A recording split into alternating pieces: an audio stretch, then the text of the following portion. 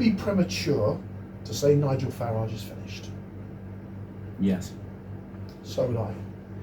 Parliamentary Standards Committee is investigating him though, which is one of the most important things when you're dealing in politics. I think that is something that if it gets bad for him, he's going to be in deep fucking trouble. Deep fucking trouble. What prompted them to look into him anyway? Because of his donations that he didn't declare. Oh, for fuck's sake. Like 5 million's worth. Oh, and already it's behind the back money exchanging hands. Yeah. Oh, I know. He's received £5 million gifts from cryptocurrency billionaire Christopher Harvin when he entered Parliament in 2024. Farage argues the money was an unconditional personal gift related to his Brexit campaigning and therefore did not need to be declared under the rules. The Commission is examining whether that interpretation is correct. The possible consequences is that he could be suspended for 10 days, and if he is, he'll be recalled. The Clacton, his own constituency are fucking angry at him because he doesn't talk to them, he doesn't sit down and have any discussions with them, he doesn't answer any of their questions. I think that he's definitely on the ropes, but the problem is he has a really good track record of bouncing back. If he survives the current investigation, it could sway into his favour. Possible. As always, I'm John Sean Yucker, depends on who you're asking. I'm Chris. And this is the Blue Collar Workers, where politics matters to you. As you can see from me today, I'm going to be talking about Nigel Farage and the Reform Party and its declining position in the polls, and much of how the wind in the sails of reform and the right wing is starting to blow out, and the fracturing that's happened with Restore and Rupert Lowe and the horrific policy opinions of Rupert Lowe. We're going to get into that later. Over on Chris, we have... I'm tackling obviously Burnham's current rise to potential PM, and more based on the fact of his current his tax stance. Because the fact, as much as everyone may get slightly bored of tax being mentioned, it does govern what we can eventually afford further down the line. Obviously, in Starmer's lovely farewell stitch up to British motorists, and whether Ed Miliband should become the Chancellor, despite the fact that Treasury urges Burnham to do so. And could the BBC license's future be hanging in the balance due to Burnham?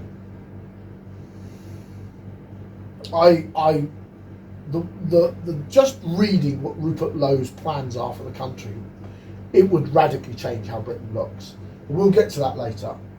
As I previously did after Chris's declaration of what he was intending to do, I'm really focused on how Nigel Farage's win is starting. Because I mean, he's dropped from the 30 points in the polls down to 26, and he's projected to drop as low as 20 now that Andy Burnham is Prime Minister. Effectively will be Prime Minister. The way it's looking. Yeah. I don't think he has any challenges inside the Labour Party itself, Andy Burnham, to not become the Prime Minister. I think it's going to be a coronation, and I have a bit of a problem with that. But we'll get to that when we come to yours. I think the seriousness of the Commission is quite problematic. I think the Parliament will probably suspend him if they find him guilty. That $5 million gift probably should have been declared. I don't get why he didn't declare it, to be honest. Because from my point of view, if it was a gift that was unconditional, he had no reason not to declare it. But then if he portrays the fact that he's part of the people and understands the people... A $5 million gift is a big... and he's changed his tune, that's the thing. As I say, and to keep the people on his side, he needs to turn around and be open and honest. Because at first he said it was for his security, then he said it was an unconditional gift, then he was switching backwards and forwards between those two narratives. And I think this is a kind of critical position where politicians are bought and paid for. I mean, if a crypto billionaire offered you, Chris, £15 million to tweet or say whatever he wants in Parliament, you'd be hard pressed. I know you like money. I would have to turn and go, well, what is it you want me to say? Because if it's outside of your norm, if it's outside of what I'm trying to portray and get across, I'm going to turn and go, no, because that'll make me controversial and hypocritical and damage what I'm trying to do. You see, this is why I don't think Nigel Farage has a moral bone in his body. I think he is just another neocon liberal. I think he is a Thatcherite. I don't think he has any real intention of changing things. He just wants his hand in the till. And I genuinely believe he just wants his hand in the till. And he's going to do a minimal amount of support and work to fixing the migration, which has been declining. And that's one of the things that the Conservatives don't want to mention. Overall net migration, that's those who come in and go out, has dropped to 300,000. We haven't had that, Chris, since me and you were in our 20s. So it's slowly dropping No, down. not slowly. It's gone from millions to 300,000 under the scarce number. Could that be because of the amount of publicity it's getting, Yeah. and the amount of scrutiny it's getting from the British population, saying, "Why the fuck are you coming over here?" Despite the fact that it has been recorded. I think the latest one that popped up, I'm not quite sure whether it was the latest image or whatnot, of people coming over on boats throwing their passports in the water. Yeah, that's bollocks. If they have that's a legitimate footage, but it's a case of it when it's mass. from. Yeah. That's the only thing I say to it. You can tell it's a proper video, but you have to look at see where it's actually been done. So let me give you an example. The net migration across the UK in March 2023, when it peaked, was 944,000. June 2025, it dropped to 204,000. Is that illegal migration or migration? No, that's all migration. It's all migration. So from legal, those going in, illegal. those coming out. Yeah. Legal, non-legal, the lot. The entire works. It was peaked at 944,000 in the year ending of March 2023 when it peaked, and in June 2025 it dropped to 204,000. To December 2025, latest provision was 171,000. The current numbers are about 130. It has been in total decline in net migration.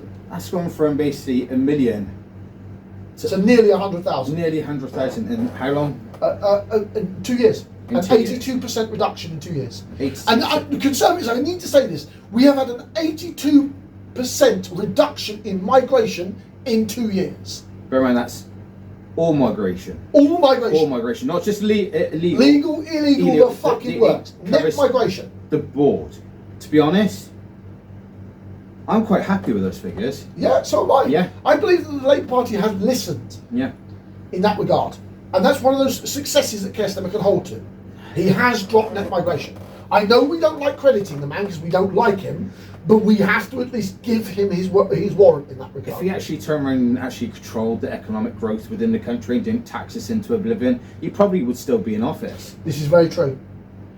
I mean, there are fewer overseas workers arriving, a large reduction in healthcare visas, fewer departures accompanying international students and work visas. Those are lawful. These are all lawful channels.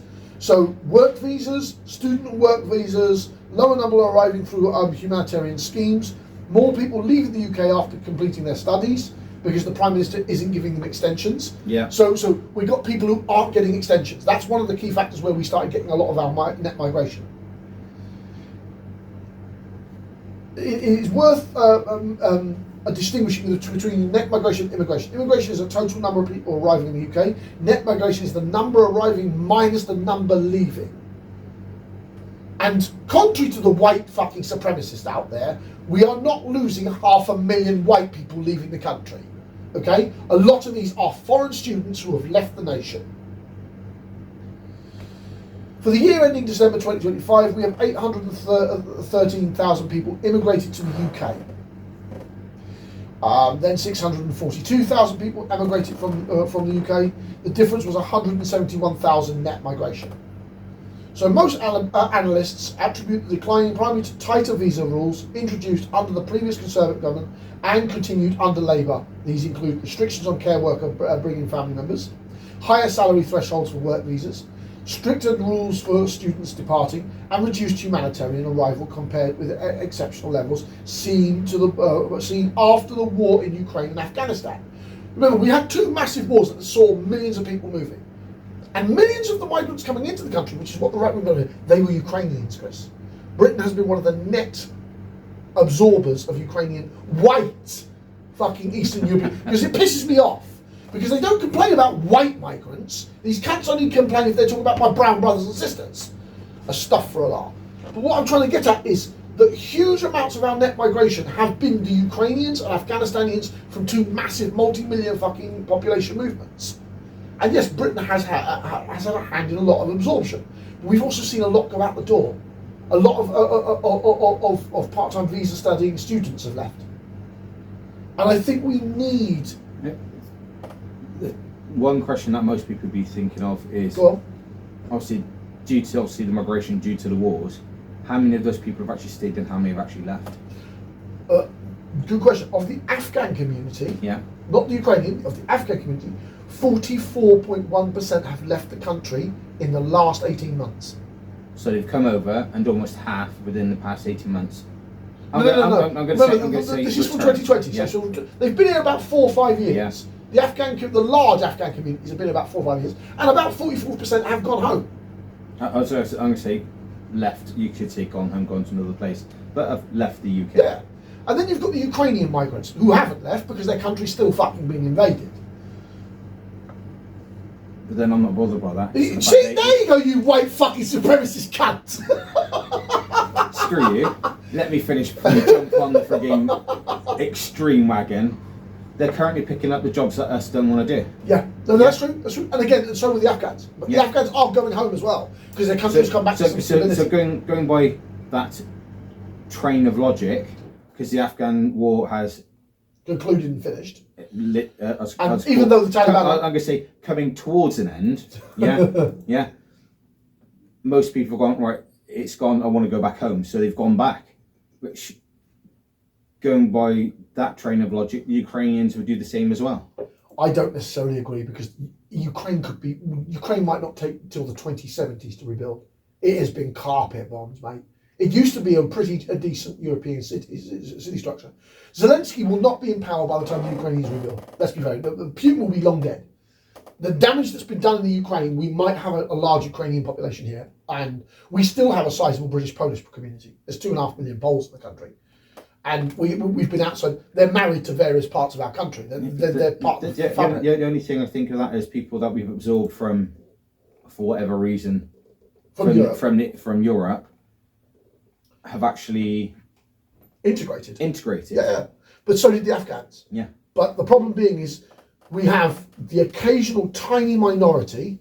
We're talking less than 1% of the population that have caused eye-opening fucking horrible things, like the hotel gentleman who touched up that 14-year-old. You see now, if you've been in a Muslim man's hand, I'd cut his fucking hands off. All it takes is one bad apple. Oh yeah, of course, absolutely. But if he was, but if you, as the British liberal man, gave him to the Muslim, I'd cut the fuck his hands off, and no migrant would ever touch another 14-year-old girl. And I say it bluntly on camera. I like the way you say liberal. I'm sorry, but if semi-liberal, British liberal. I'm sorry. If someone touched a child in that manner and I was in charge, he would be publicly displayed, executed by hanging, and then I'd cut his guts out. No, because you could wash your hands. Chris, you're cunning. You'd have washed your hands of it. Oh, no. We gave them back to the community. And the Muslims would fuck them up and you wouldn't be able to dirty your hands. You're far too cunning. Are you just... I'll make sure it's publicly known that the dude was dealt with harshly and violently. Absolutely. I wouldn't say I'll be the one instructing it. I may have a slight little note going... Just give it back. Make it fucking hurt, yeah?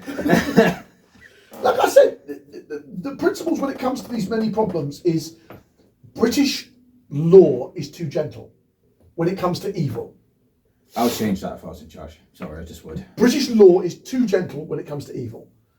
And I mean real evil. You know, like I fundamentally agree with that song, They Should Die If They Touch the Children. It's a TikTok thing that went round. And yes, it's bloodthirsty, but I genuinely fear that the fear of actually being disemboweled, screaming for your mother, is something that has been lost in Western civilizations to allow monsters to be monsters. We encourage the birth of monsters because we're not willing to be hard to them. I'm not even talking about accidental death. The monsters come up because of the fact they realise there's no comeuppance for their actions. No serious consequences for their actions. Yeah. Which is the reason why, God forbid I was ever in power, I would reintroduce the death penalty. Yeah, of course. Chris, this is the problem, me and you agree extensively when it comes towards that. I would literally turn around and do it as soon as you know they're 100% guilty. So literally, yeah. So clean DNA, and a far more important point of view. One of the conversations, and I want to mention, Joel, I'm going to mention him. He's a TikToker, about 20,000 subscribers. Pretty decent bloke. Love the conversation he has. He mentions you can never truly be exited of evidence to the point where you can't get it wrong. He uses America as an example, and I've retorted that America is a poor example because you can buy justice in America. Now, the reason I raised this subject in terms of an online kind of polite conversation, because I like him. I like a lot of what he says in terms of those who attack migrants and the innocent people. But what I've got to make a point of is, if you were to take the human element out of justice, as frightening as it is, put AI in charge of looking at the evidence, not making the sentence, looking at the evidence and giving the conduct of what the evidence proves without a human element, and then have the human element sort out the sentencing, that's how you bypass these problems. You take AI, it tells you, you give AI a threshold. You say, I want a 95% evidence that this person is a mass rapist and will always be one. There's a film that's just come out with Chris Pratt, which is The Vigilante. Yeah. It was just based on this, where you got to prove, you can look at everything yourself, but you got to drop it below a certain percentage in order for you to be proven not guilty. But then if you go above it, you're guilty. You're guilty. Yeah. So, and of whatever the crime is. Yeah. As much as some people are, that's giving AI too much control. Yeah, that is, but I would say having AI gather the evidence, put the analyticals together, but not make the sense. I was going to say, this is where technology can come into our favour. Yeah. Literally, you turn around and go, right, this is the case. Put the case in and bring AI. Go get all the evidence for me. Yeah. Cameras, footage, statements, psychological profiling, do all that. And then you have the machine do the analytical stuff.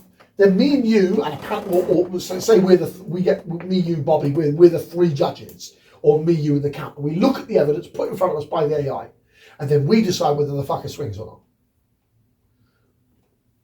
That's. I would you take the human mistake element out of the evidential position. I would say more than three people, to be quite honest. Well, no, but you know what I'm saying? I'm just giving an example of the human element is making the sentence, the machine is gathering the fucking intel. I would still keep an element of what we currently got. I think the current system is too heavy. No, I mean, it's been, you got the judge overseeing it all. Yeah. You got the AI producing the evidence. And then obviously the jury making the decision. The jury then making the decision. So you still got your current system, you just updated it to the modern technology. Okay, I can see that one. Because then you still got your board of peers. Oh, you still got one person turn around and making sure everything stays controlled. Because then the jury's like, well, there's then between 10 to 12 people, depending on case. Yeah. Needing 11 for a guilty verdict as well. But then I would turn around. Oh, I don't know what's that, an unconditional guilty. Yeah. 11 for an unconditional guilty. And then make it so if it is a murder case or rape or child paedophilia, making it so before they could be sentenced to death, it has to be an overall majority ruling by. You see, my point is, when it comes towards murder, and I wanted to extrapolate this as a kind of tangent from where we were with Nigel Farage. Yeah, Nigel Farage. I think the death penalty should be applied only to mass murderers, mass child molesters, any and all people who want to engage in actual acts of terrorism and believe that terrorism will get them to God. They should be taken out the fucking gene pool. That's from a British Muslim, British Orthodox Muslim. I'll hand it up. Cut them out of the gene pool. People who believe that forced, or what's the word, the MAPs, minor attracted persons, and their movement, and their proponents of their movements, and that is a political fucking movement in both Britain and in America. MAPs. MAPs. They're called MAPs. They're a tiny fringe of the trans community. What exactly is their goal?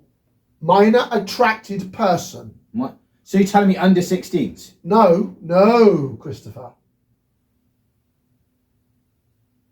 Minor. In the technical term, minor. So a kid? Yes.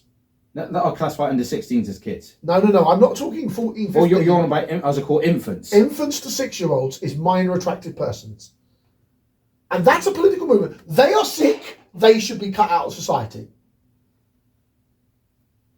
The MAPs I advise people do not act out. Fucking ultra fast side liberals that thinks that they have a right to love minors. in a sexual sense. The only love that should be portrayed to any sort of minor is parental. Is parental. Yeah. Yeah. Or uncle. Or guardian-based society. Parental / family based. Yeah. And people know what I mean by family based, like aunts, uncles, and everything else.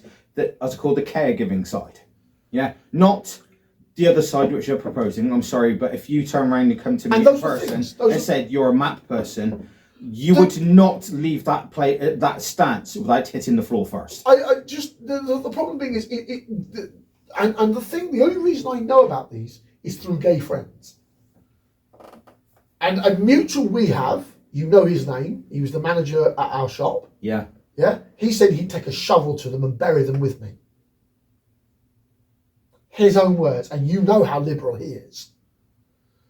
I'd take a shovel to them, and I'm tired of them trying to attach themselves to my gay community.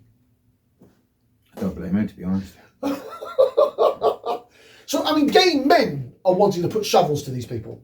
And the tangent that I've come off on is the fact that conservatism tends to lead, when you go to the ultra methodology towards it, of society hiding its worst cases of society. You become extreme in these things. And this is where reform and restore thrive. Let's take the case of the reform protesters just recently, or the restore protesters. I'm not sure which one it was. Some of them are kiddie fiddlers. Some of them are wanted on sexual offence. Some of them are rapists. Some of them are assault and battery criminals. I'm not kidding you here.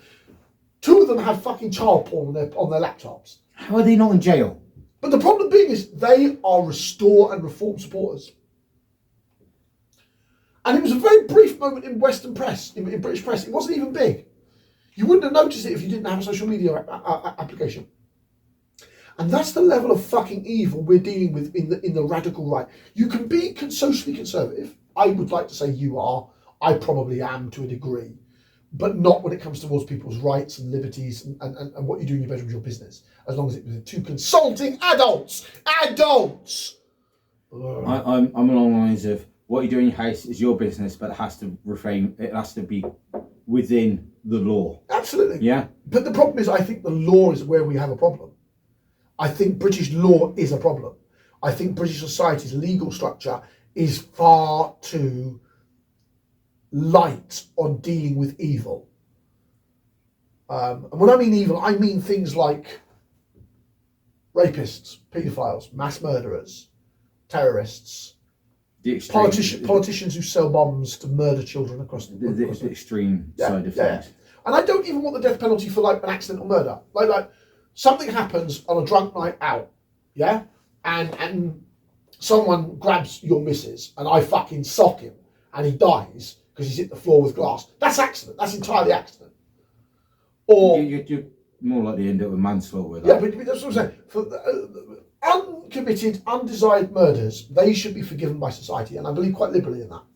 Whereas you have committed people who want to be the next Fred and Jane West. There are people in British society who want to do that, Chris. I have got an idea for that. Of course. But it probably that's the problem. Highlights several humane rights acts. And I think, and again, since you just mentioned human rights, I think the Human Rights Act is a problem.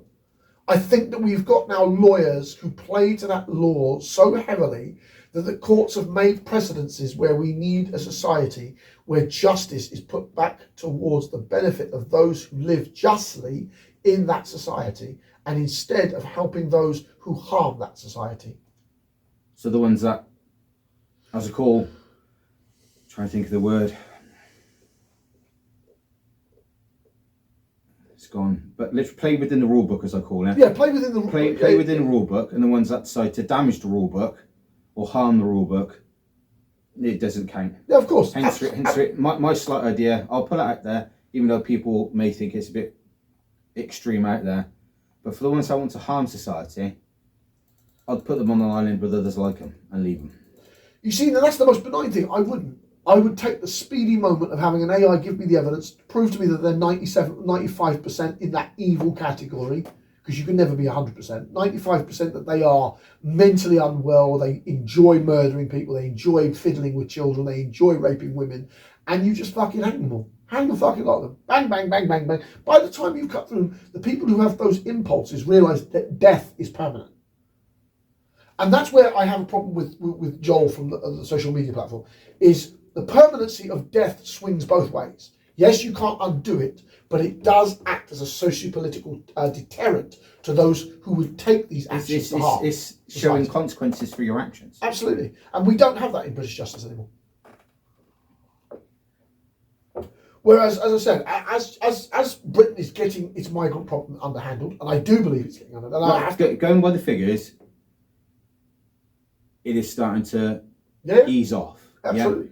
And obviously within a 2-year time frame, obviously we know it's a short time frame to look at this sort of thing, but it's going in the right direction within the 2 years. Absolutely. Yeah. Obviously you would have to look at it maybe at a later date, a bigger time frame, but at the current 2-year time frame, due to the current stance on immigration, it's going the way to hopefully ease people's concerns. Absolutely. And I think that people have a legitimate reason to be concerned about migration. They do. Because, as me and you have said before, we don't have 70 million infrastructure. We have 50 million infrastructure. And me and you have complained about this, that the country needs a absolute nationwide, all the industries plugged in, infrastructural build project. We as I call it, we need to update, and we need to update fast. Yeah, absolutely. And sometimes in order to update, you need to pause on things so you can turn around and get everything sorted. Absolutely. As much as people turn around, you can't stop people from migrating. I said it is when it's detrimental to the current population. In 6 months, you could turn 2 or 3 of Britain's biggest naval ports to churn out small cutters.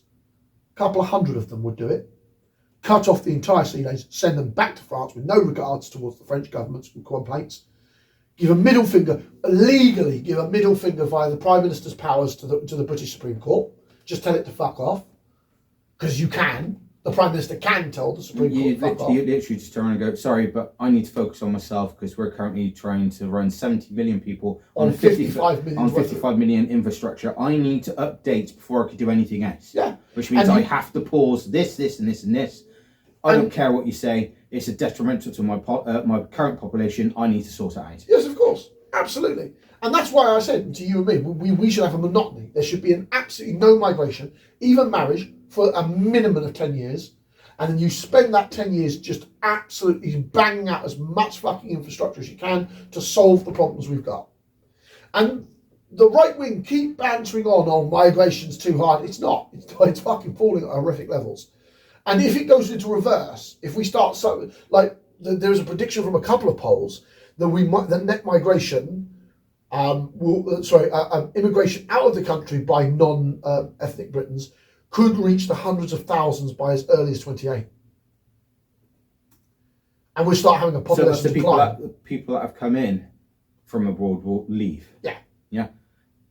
I know this sounds a bit harsh, but the current status that we're in, I think we need that. We do. Yeah. We do. I think I prefer that international migrants, and including European migrants, leave Britain for at least 10 to 15 years. I know that's harsh to say, and I think people who have got European partners should move back to Europe. I wouldn't necessarily say 10 to 15. I'd say to around leave for 5 to 10. Chris, we need to really focus on the infrastructure. Everyone leave for 5 to 10. Then I'll start slowly releasing that noose, that barrier, depending on what I need at the time. Yeah. Yeah? Because then people will be like, okay, so you're just kicking out permanently for 5 years. I don't even think kicking out. I don't think we need to do that. I think we need to follow the plan that Labour has set up, and I give the Labour their fucking due. Follow the plan we've got set up currently, move forward with cutting migration, cutting student visas, cutting work visas, stopping families coming across with do the legal paperwork so it becomes lower the legal migration across the entire board. And I think the trend will spin to the point that we'll see more going than arriving. And I think as that gap widens, as that entire social thing plunges and we see a dive of the population intake, it will then give us and the problem being is we need to be ruthless with the British, the lazy, the NEETs. And I've got a problem with the NEETs. not in education, not in this. They need to be drafted into a kind of like a civil service. We need to basically force all these people, the million or so teenagers who aren't in education, aren't in work, aren't fucking an apprenticeship, aren't doing anything. You just need to take that million, probably 2 or more, from the dole check office, empty the dole office effectively of anybody who is able-bodied, and push them straight into the infrastructure projects. Housing. Straight away. No, not just housing. Hospitals. We need more fucking hospitals. It's construction. Yeah, construction. Yeah, because that involves houses, schools, hospitals, roads. Yeah, we're covering that in a minute with me. Literally, I'm just like, that'll be actually quite sound. Yeah. And if anything, we'll probably turn around and, I know people are going to turn around and go, you shouldn't say that. Harden them up a bit. I think it would. I think you need to be harsh to get a country to move again. I know some people don't need to harden up. I'm sorry, but yes, they do. At this current time, it's gone to the fact this that instability with America retreating. They've gone too soft. Yeah. Yeah. There's most people find this controversial. Also, you can't push them too hard. You can't let them go too soft. You need that balance. So moving on for me, on to Restore Britain. The absolute fucking nutcases, the Rupert Lows of Britain politics. They are never going to win a British political elite. I don't care what people Restore says. They are eating into reform, which I am very pleased about, and them and the Conservatives are doing enormous damage to reform, and reform is not going anywhere with that. Let's have a look at some of the policies that Restore has. Mass deportation of all illegal immigrants over the last 25 years. And all settled status personages.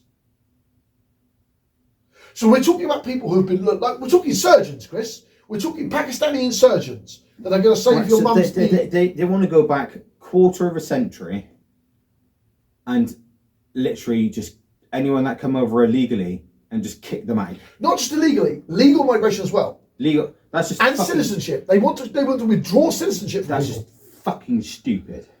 They want net negative immigration. Now, I can agree with that. Could reduce pressure on housing, schools and public services, but they don't want to build any more. Many sectors... The only way to reduce pressure is to build. Yeah, of course. Many sectors, including health, agriculture and social care, depend heavily on migration labour. So rapid reduction could worsen labour shortages. Absolutely will. Reduce the size of the state. Could lower taxes and improve efficiency. Deep spending cuts may affect public services such as healthcare, policing or local government, unlikely to protect... Cuts! Dude, you're just fucking stupid. This is one of those policies where when you get nutcases, you actually want to listen to some of them. Rebuild the industrial and energy sectors. Could strengthen domestic manufacture and improved resilience. Industrial policies often require sustained public investment, making it challenging to reconcile with low taxes and a smaller state. You can't have a smaller state and low taxes and invest inside more infrastructure. Tougher policing and criminal justice. Supporters believe strong sentences and policing deter crime. Critics question whether evidence supports some proposals and whether they are compatible with existing human rights laws. And Rupert Lowe wants to take us completely out of the Human Rights Act. That affects mine and your working rights. They want to dissolve the Convention of Refugees. Chris, we set that up for the world. The British Empire created that. One of our signature fucking things, historically speaking. We created the rights of refugees. We are one of the signatories towards this. So he wants to abolish something recreated. Yeah, yeah. The reality of Restore is, in my opinion, absolutely fucking frightening. Some of the things that they want to do, like they talked. There was an interview between a Restore member and a black Briton, born in this country, Britain, not some migrant, born flesh and blood of our nation, speaks like me and you, comes from London. They were contemplating taking away his citizenship and deporting him. How can you take away someone's citizenship if they were born in this land? That's what I'm trying to get at, Chris. Yeah. And that's Restore Britain. That's the lunacy of Restore Britain. Utter white supremacist lunatic. Absolutely. There's one thing to stop migration because you need to build infrastructure, which is a legitimate Conservative point. Yeah. And we need to have a conversation about that. And there's another thing to have a conversation about deporting native-born Britons. I'm sorry, we're not a white supremacist nation. That is racism to the extreme level. Hang on, you're pure British. Oh, you're not white though. Fuck off. Chris, they don't even think I'm fucking British. They say English, Welsh, and Scottish are the natives of Britain, not the Celts who came before them. I had a conversation if they come into power, I'm just going to be stood on a hill going, well, I'm fucked. He's just deported every Irishman, every European, and anyone of fucking colour. No, Chris, that's what I'm saying. They don't want people who aren't English, Welsh or Scottish. Now, some of the Restore people are going to say, oh, this is just to have a moment and we'll have our European friends back later. That's bollocks. They genuinely believe in a mass deportation of tens of millions. They want to drop us back to 50 million. They want effectively 19, 20 million people to leave the country of all ethnicities. If you do all ethnicities, get rid of them in the way that you're speaking, it'd be less than 50 million left. The problem being is you've got to take the married families, the kids. What you'll be left with is Britain with old people. You would quadruple the amount of elderly to young people working. You'd have to put your elderly back into working force. So it would be all... This is one of the things the elders who like Restore don't want to talk about. They would have to go back to work. Because this country would collapse without... They would have to go back to work. No, they'll be the ones going, oh yes, we've done it all. I can sit back and retire during my retirement now. Why have I got no power? No power, no electricity, no sewage, no care, no agriculture. The agriculture's entirely white migrant.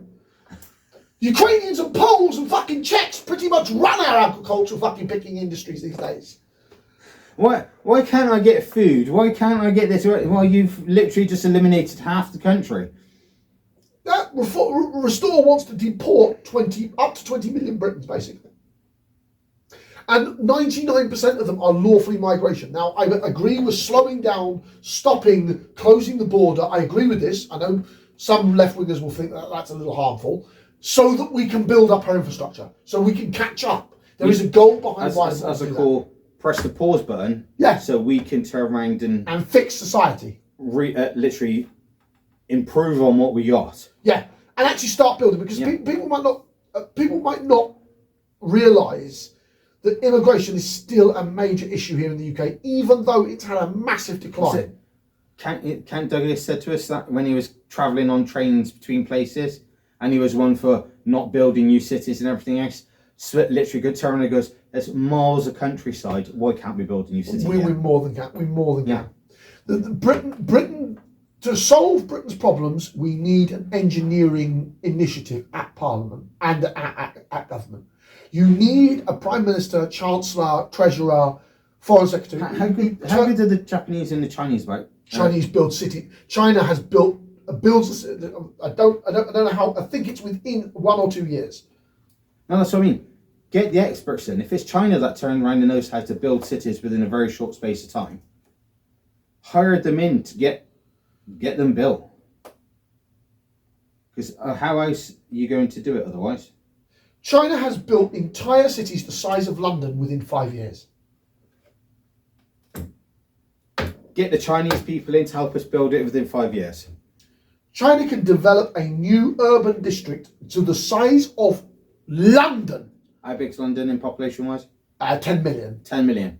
Right, so we're currently at 5 million. Within 5 years, get the Chinese in to build another city roughly basically the same size. So that's taking our current structure from 55 to 65. We're only 5 million away. Chris, we're not even going to get you there. Shanghai grew from a fishing town of about 30,000 people when I was born in 1980 to the size of a metropolis of 17 million today. 30,000 to 17 million in my lifetime. Damn. I'm not going to lie, that sort of population, that would take up an entire section of the UK. Oh, of course, absolutely. But they're brilliant at managing them. Absolutely brilliant. You would bring in Chinese engineers to develop a new British city, hire an entire Chinese company to build a new British city. You'd only need one of them. Yeah. And you'd solve an enormous... call it New Mercia. Stick it in the middle of the fucking country, between the south and the north. You know, in that open fucking space. Just below the Peak and Lake Districts of prime area. Yeah. Yeah. Fuck it, put it on the Lake District. No, keep it just outside. You fucking NIMBY. See, I did that deliberately. I triggered that because I knew you'd be like, no, not my Lake District. We have to build countries. We have to build. So yes, put it on an edge of the Lake District. I say on the edge, not in it. On the edge. Yeah. Let's preserve that, please. Yeah. See, I knew you were going to react like that. I want my nice peaceful holiday in the Lake District. Yeah. You see, this is why you're such a Liberal Democrat. No, not in my backyard. I will gladly build on areas, but there are some parts which I'm sorry, fuck off. See, I knew it. I fucking knew it. And there's a Briton like you in every corner of our country. That's why you need a cunt as ruthless as me to do what needs to be done. Yeah, but it's, with our current land available. Oh, absolutely. Yeah? You could. But you'd have to be willing to sacrifice something. Hence the reason I'm like just below the Lake District in the... Somewhere, so the Lake District is great because of the amount of resources that are there. I'm going to say, you can turn around and use the resources from it as long as you keep it preserved. Yeah. Yeah. Because of the fact, obviously, I'm using this as a case of long term. You build that city, you then got a better tourism attraction to keep it going and therefore thriving tourist industry even further. So, because there is space between here. Oh, fucking loads. Here, loads. Quite easily. Oxford's Cambridge Growth Corridor would be the best place. So AI says. Oxford, Cambridge. Yeah, that would work, yeah. Between Oxford and Cambridge would be the best place, close to two of Europe's strongest technological clusters, new transport links such as to the east and west, strong demand for housing, high value jobs. The land is expensive. And there will be environmental objections, and water supply is already under pressure. You'd have to do that with a renovation. You see, I'm also a big supporter of salutation plants. Basically turning seawater into drinking water. That's what salutation plants do. The tech that turns seawater into drinking water. We've got trillions and trillions of fucking tons of the stuff. As soon as people keep saying the ice is melting, it's going to flood us, we'll turn it into fresh water and you won't have to worry about that. New Lincolnshire is another way. Around Shropshire and the Humbert Estates. See, that's more the area I was thinking, because that's more, as I call it, almost in the centre of Britain. Yeah. Plenty of available land, excellent port access, existing industries, renewable energy opportunities. It would take significant investment is its only cons. But it'd be cheaper land than between Oxford and Cambridgeshire. Yeah, absolutely. Yeah. Somerset Levels, New Bridgewater, avoiding floodplains areas, close to the M5, near Hickley Point C, nuclear reactor, your fuel sorted, strong potential for clean energy industries. Flood management would be a major designing consideration. You need to watch what you're doing there. And then there's South Yorkshire, near Doncaster. Good rail connections, large brownfield sites, centralised location, would need systemical economical investment to become a major new city. You could turn around and put a city in every single one of those locations, not a big one like London. I say you could put London in any one of those places, but we would benefit if we were to put a Bristol in all of them. Yeah, that's what I mean. Like, so build a Bristol in all of them. Get a London size, chop up. What do you need? What, about 5 there? Yeah. Chop it into 5 and then put it in each of the spots. That way, it's not sticking one massive lump in the centre. You got a bit on everything, because then people can then turn around and choose where they want to go. The next place would be the one that hits all of the potentials has political problems, not economical ones. Central Scotland, between Glasgow and Edinburgh, would give an excellent transport network, access to skilled workers, space for expansion in some areas without problems, and would only have a political problem that you'd have to get the Scottish Government's assistance.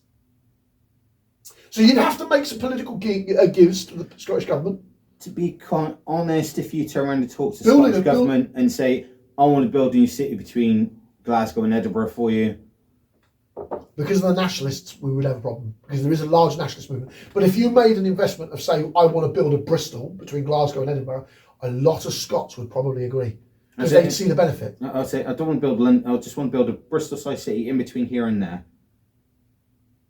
And you would have, obviously, naturally it'd have a hospital and schools and everything Yeah, else. exactly, absolutely. But I don't see an issue with them having that because they're like, well, it's not as big as our current tier.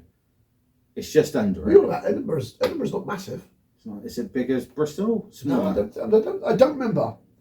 Edinburgh. I know Glasgow's quite big. Size. Edinburgh's only got 500,000 people. Really? Yeah, it's not that big, Chris. Damn, I guess Bristol's a lot Yeah, bigger. the capital of Scotland is not that big, mate. It's quite a small city, genuinely going by population. Bristol, on the other hand, I can't find Bristol's population. Remote. Fucking Jesus, where's the population of Bristol? Should be here somewhere in this mapping thing. I'm not good at reading these. 495,000. Somebody just under that. Yeah, but Edinburgh isn't as big as you think it is.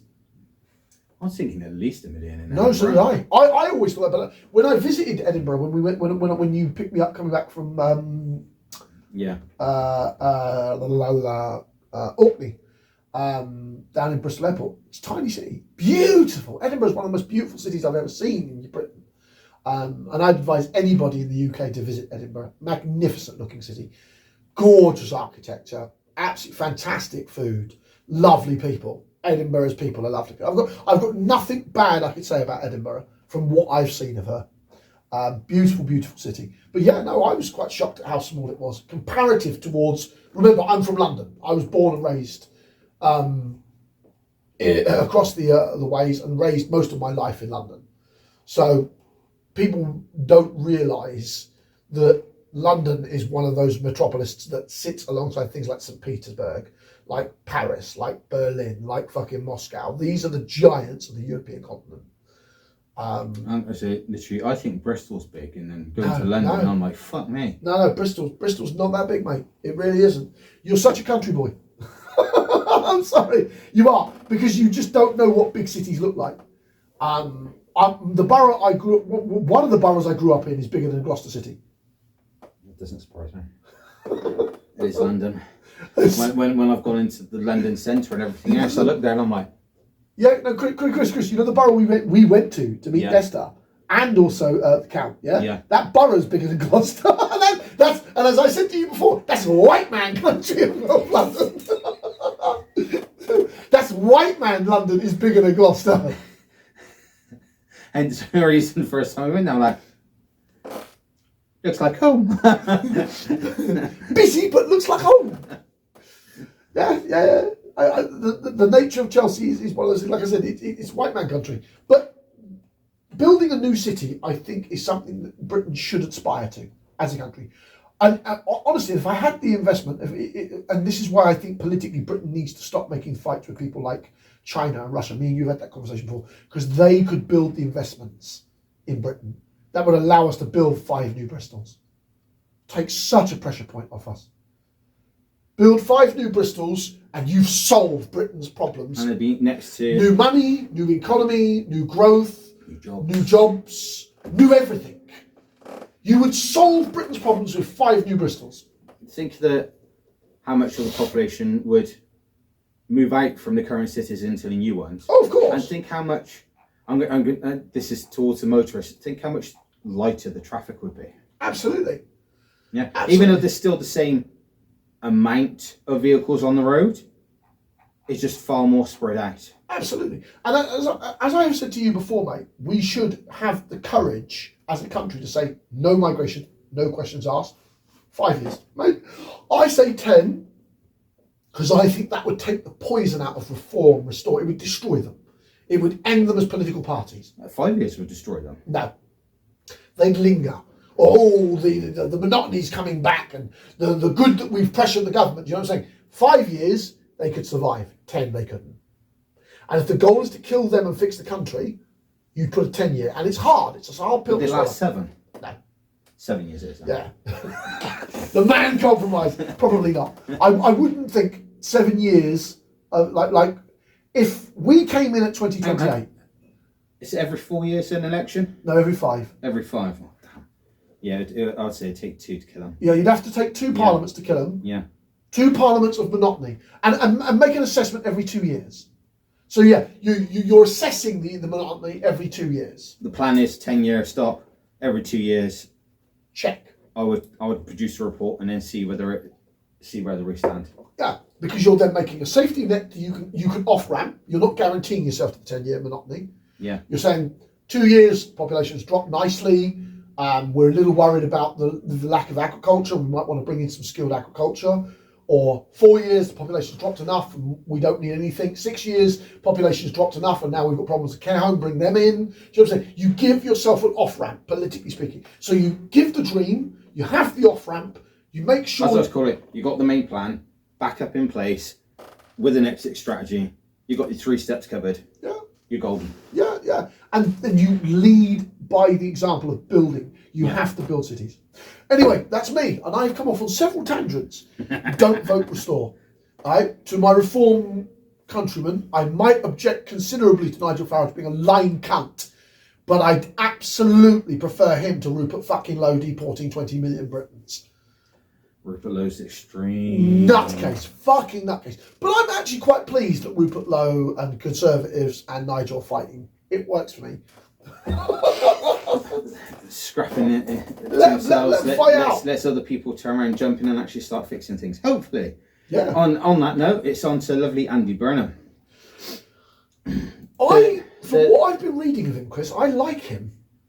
See, the more I read, the more concerns pop up. Yeah, but we haven't had anything yet in concrete. He hasn't made a concrete Yeah. assessment about what he wants to do. There's concerns that could potentially cause issues on the basis that he comes PM. There's still a massive if at the moment. Yeah. Obviously, there is no, as far as we're aware, there's no competition with inside the party. No, not at the moment. Not at the moment, but then you never know. There could always be that silent party flying in from behind, flying up from the rear. To be fair, I think a competition in the Labour Party would do the party good. It would give something of not an authority, of manifested authority, manifested society. If he wins, I want Andy Burnham to win. I want to be clear about this. I want him to win, but I think he needs to have an internal party fight for it. Needs the competition in order to gain legitimacy, sharpen his focus. Yeah. I like that too. Because obviously at the moment he's introducing a couple of tax changes / potentials. One is obviously apparently going to affect 150,000 households because he's thinking of fast tracking to take over the threshold, the extra levy to include homes worth 1.5 million. That's supposedly. I'm going to be honest, I'm already too fussed about that one because you're talking about houses that are worth 1.5 million. If you're buying a house worth 1.5 million, you should be able to afford the bill. Like I said, Chris, a lot of what his taxes are, they're not affecting me and you, and I'm happy about that. The one that I'm more looking at is his proposal to ditch the council tax, but then put in a, what they call it, it's a land tax. You see, now that's not as bad as you think it is. No. From what I've been reading about it. Trying to think what it's called now. It's LVT? Yeah, something Land like that. value tax. Land value tax. Yeah, that's it. Which obviously, I'm like, how they would obviously land value tax. That could be very that can vary very massively depending on where you are in the country. Of course. Because I can understand obviously from the north side of the country they're paying the same amount of tax, obviously council tax, as the ones down the bottom, but then their cost of living is far less than the ones down south. You see, we've said this before. One of the key factors is I am still involving land and area taxes. I still think London should have its own legal tax holding systems. This could be the start. Because of how badly run London is. Because obviously because a lot of Westminster motherfuckers write laws based on London that greatly disadvantage the north and us on the border of Wales. Even though it has some concerns, obviously, depending on how much obviously the potential bill could be more than council tax. Yeah. But then also does take into account where you are. Absolutely. Because that's where, obviously in London, if it's based on obviously value of land is more valuable in London. Fucking horrifically. And so you're going to be paying more, which to be quite honest is understandable. Because if you're going to live in London, you need to be able to afford to live in London. Absolutely. But it'd also turn around, I reckon it'll have a fantastic effect on the housing market. Oh yeah, no, it'll do a fucking absolute hole to it. Because if you can't afford the land tax within a certain country, a certain part of the country, you're not going to move there. Which means the housing market there is going to go... And I'm hoping we'll start going... levelling out across the entire country. We need to start realistically looking at the Ronton black hole, one of those things I've mentioned before, about how incredibly difficult it is to deal with much of this country's taxing system, and how people have failed realistically to see how our nation moves forward when it comes towards land tax. Because obviously the land value tax, LVT,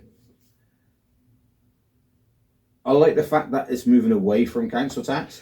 Yeah. That is a benefit for me. Yeah, that is a benefit. And it's coming into a more realistic approach to this current age, which I'm hoping, fingers crossed, will have an effect on the housing market and bring everything into a more balanced situation. Hopefully not in a case where instead of it balancing out, as I call, into the mid-lower region, and it end up going the other way. That would be detrimental. Yeah, true. Yeah. But we need to be careful, but we also need to get this problem solved. Yeah. That's the problem. We're not... I think this is a foot in the door to start solving issues. Yeah. But I'm hoping it goes the correct way, not the wrong way. Yeah. You've got fear. Yeah. Which is justifiable. I'm not even saying your fear is unjustifiable. What I'm trying to get at is people don't realise how delicate the Ronton black hole is and how damaging it can be towards our society. And we should talk more about the Ronton black hole. People should understand that lots of our country's money is sunk into land, and we need to try and work out a way out of it. The benefit of this is the land value tax will stop people hoarding land. Well, yeah. And I mean, I think that should be outlawed as well. I think the ability to use land as to use houses as investment portfolios should be entirely outlawed. Lock, stock and barrel. Oh, you're basically kicking landlords out the door. No, I don't know about landlording. Not about rent lords. I'm talking about holding them without people in them as assets. Oh no, fuck off. You know what I'm saying? Stop. There are hundreds. I don't even know how many houses there are, that are not lived in but held as assets. Let me have a look at that. If you're I can understand people owning multiple properties. That they're living in, yeah, of course. That are being used to be lived in, yeah. Because I can understand, obviously, like, I know some people have the benefit of being able to turn around and buying houses for the entire family. So you're the sole owner of, say, 6 houses, but you've got family members living in all of them. I can understand that. Or then renting out so you create yourself a stable income, but still helping out other people. But just buying it just to own it and leave it empty is pointless. Chris? 719,470 vacant homes are held as physical assets in these United States. So almost 800,000 whole just empty. Yeah. That is 800,000 families. Almost all of them are in the southwest, between Essex, London, and Surrey. Why does that not surprise me? What's the bet? So they're all owned by corporations.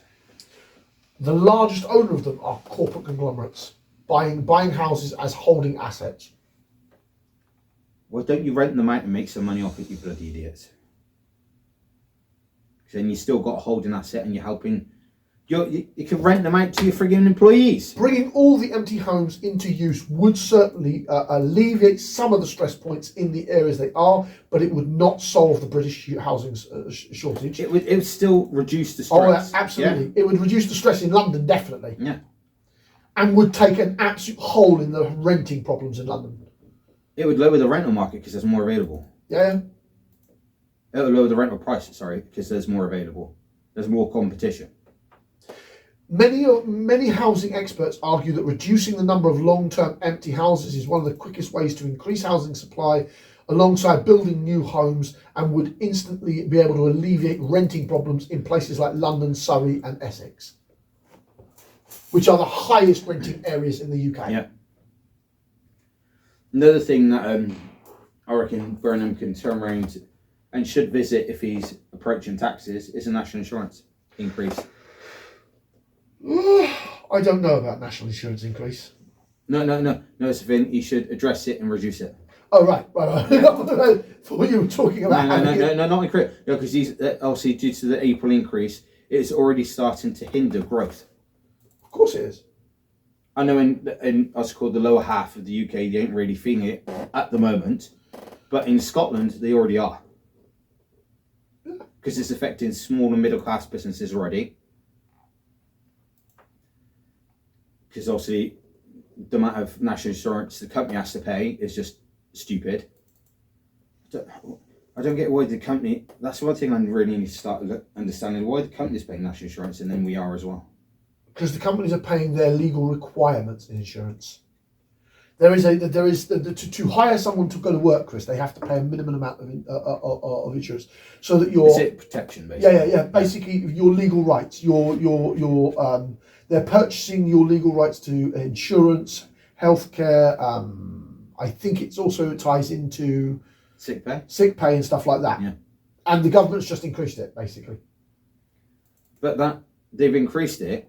So unless you're a big corporation which could turn around and... You see, now they're the ones making the most noise, Chris. Yeah, are they? They're the ones that are talking about their margins have been hammered so badly that they don't want. They've stopped hiring.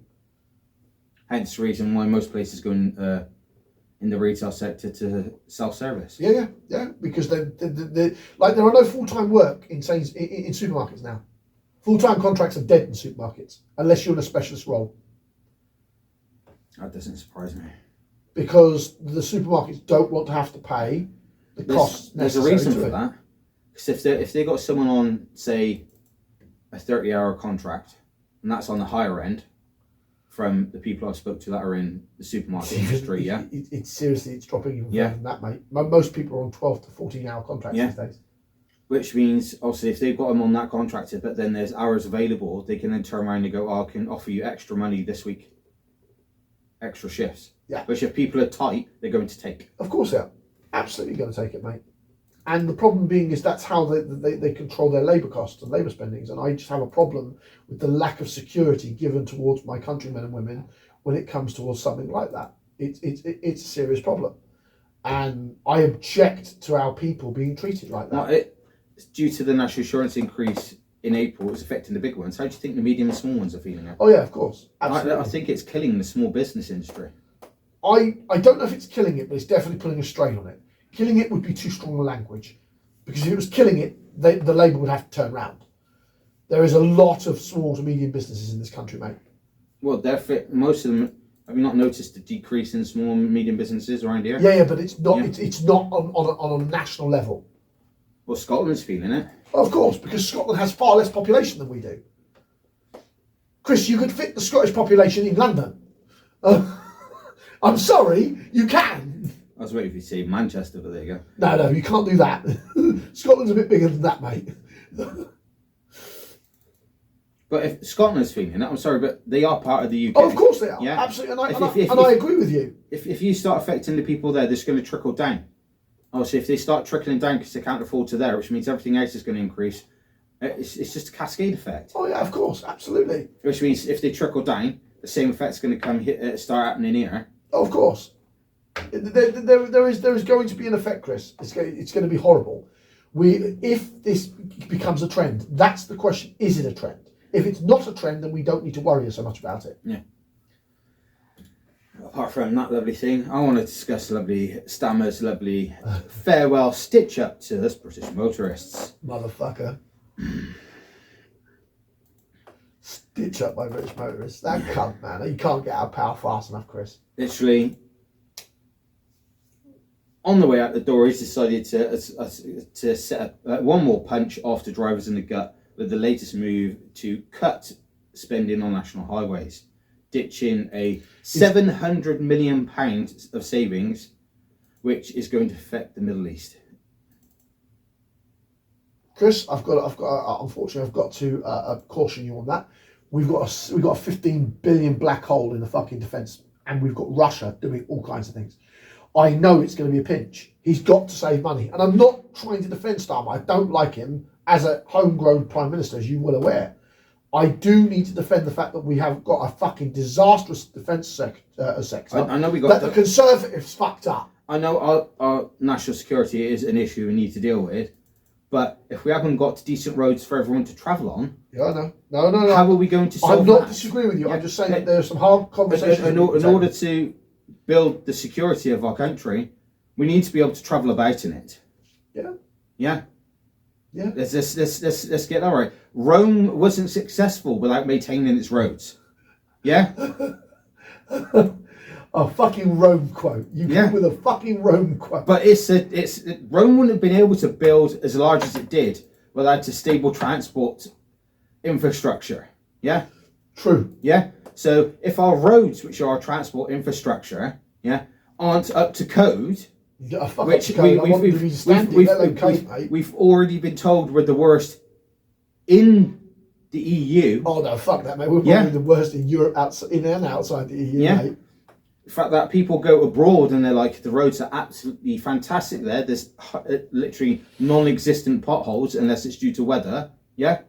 Oh, no. And then they come back home and it feels like you need an off-train vehicle just to go down your street. Yeah. Sort of says it all, doesn't it? Chris, I go to work with playing dodge the potholes. Case in point. Dodge the potholes.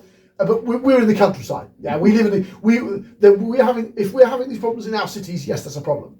But we are in the countryside. We're having this problem, maybe not necessarily in cities, but in our suburban areas. Yeah. Yeah. And people from suburbia go into cities to work. Are playing dodgems with potholes. Yeah. So if the workforce can't get to the place where they're meant to work. Oh, I know. Yeah. I see massive issues.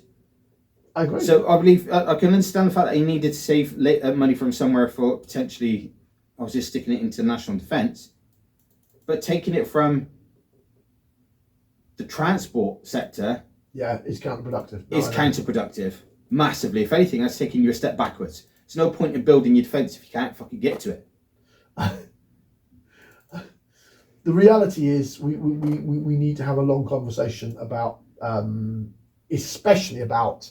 How much we pay in pension pot, and that's deeply unpopular, and that's the problem. The UK needs to have that conversation. But they started changing that with the work pensions. No, I know, but that's a drop in the ocean, mate. No, but it has to start somewhere. Oh yeah, of course. Yeah, I'm not denying it doesn't. They've already seen the issue ages ago. Hence the reason why they put the workplace pension into play. Workplace pension, man. Jesus, it's a fucking nightmare. Shifting the burden to the employers, and like I said, there's going to be less people working. With the squeeze of AI on top, mate, it's going to get hard. It's one of those ones where it needs to be addressed, and that's just one. This is why I think building some new Bristols is absolutely necessary in this country. It'll put a fire under our country. It'll give us some success. Create more jobs. Create more jobs. Yeah, it'll do everything. Build 5 more Bristols, and you're solving a large amount of issues. Oh yeah. Oh absolutely, mate. Reform the tax system at the same time. And well, look. We've been yammering about the fucking tax system forever. 5 new cities with a brand new tax system. Britain has no money issues. Well, we will. But not as severe as what we got at the current moment. Yeah. There be the operable word. Not as severe. And another controversial point. What do you reckon to Ed Miliband being Chancellor? No fucking chance. Advised by a Treasury advisor. Yeah, I would be opposed to anything. I'm opposed to Ed Miliband leading a fucking paperclip. That's my opinion of Ed Miliband. I'm opposed to Ed Miliband leading a paperclip. The only thing I see coming out of Ed Miliband becoming Chancellor is more tax rises, more cuts, less spending, refusing to grow on the green belt, build on the green belt, and expand our economical business. The only thing I see him doing is stalling everything to the point where it could collapse. I think putting Ed Miliband in charge of the Treasury or the Chancellor or anything major fucking operation is a big mistake. And I think that if if the soon-to-be Prime Minister makes that, it'll be his undoing. I think if Andy Burnham puts him in charge of the Chancellorship, it'll be like an own goal. He'll be giving reform their power that they need. I don't see it. Ed Miliband may have a bold vision to revive the economy, but is it to revive the economy in the right direction, in the way that we need? Yeah, I think Ed Miliband is one of the most dangerous politicians in modern Labour because he's far too left-wing. I think that we should avoid him on all accounts if we can help it. I'm not a fan of Ed Miliband. I never will be a fan of Ed Miliband. I'm not a fan of any of the Miliband brothers. I think that they've gone, they're too much into woke politics. He may have an economic plan that could work, but I don't think it's one that we need. The way he builds economical plans is what makes me worried. He can probably, even if he can come up with a coherent vision, I think, because remember he's an energy secretary, we need to drill in the north. Me and you have said this before. And the reason we need to drill in the north is to lower the pressure so we can finish building the green tech. And I don't think he realises that's what we need. We need to do that briefly to then finish building the green tech. You need to basically increase production of what you got, sustain what you currently got, to then advance. And again, as me and you have said, no selling that oil or that effective petroleum outside the country. Is to be used countrywide. So you build the contracts that the British petrol crisis is what's getting hammered. You do it to sustain yourself, and then once you sustained yourself, if you then got surplus, you can then turn around and sell it off to the EU. Yeah, but it's not going on the open market as they generally say. That's where I'll then turn around and go, I've got surplus, I want to be back into the EU market. Let's strike a deal. And then I'll turn around and I'll bring Putin on the deal as well as Switzerland. And I'll be like, Sweden. All right, Sweden, we need to stabilise, obviously, the oil business for the EU. As we've regularly said, cutting the Middle Eastern problem out. Yeah. We need to stabilise it because of the fact that the Middle East is causing far too many issues.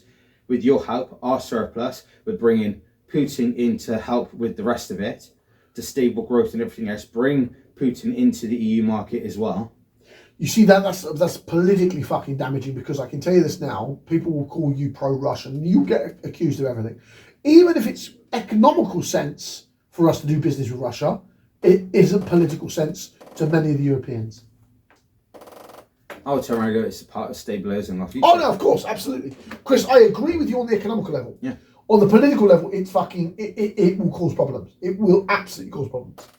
Because I'll then also turn around and bring China and Japan into the table and go, let's stabilise a nice trade route around the Middle East. Instead of waiting 3+ weeks for the cargo ship to arrive, we have it within a week by train.